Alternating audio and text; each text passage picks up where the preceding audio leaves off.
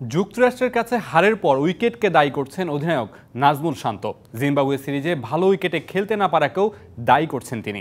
আরও ২০ রান বেশি করতে পারলে ভালো হতে বলে জানিয়েছেন শান্ত। পরের ম্যাচেই ঘুরে দাঁড়াবে দল, বিশ্বাস তার। নাচতে না জানলে উঠান বাঁকা। বাংলাদেশ দলের সাথে এই প্রবাদ সমীচীন হবে কিনা বলা মুশকিল।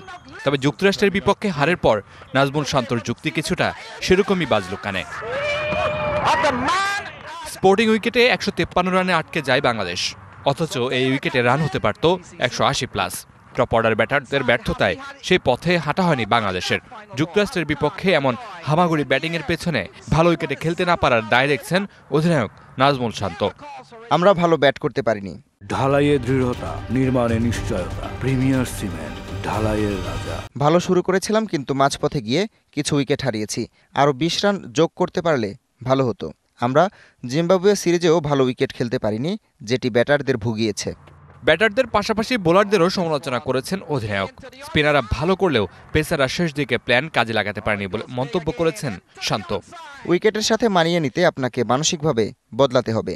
আশা করি ব্যাটাররা পরের ম্যাচে ঘুরে দাঁড়াবে। আমাদের স্পিনাররা বেশ ভালো বল করছে। শেষের ২-৩ ওভারে পেসাররা পরিকল্পনা ঠিকভাবে কাজে লাগাতে পারেননি। আশা করি পরের ম্যাচে তারা স্বরূপে ফিরবে। যুক্তরাষ্ট্রের বিপক্ষে এমন হার বাংলাদেশের টি-20 সামর্থ্য নিয়ে আরও একবার আঙুল তুলেছে। এমন সামর্থ্য নিয়ে বিশ্বকাপের মূল আসরে কেমন করে বাংলাদেশ, সেটাই এখন দেখার বিষয়।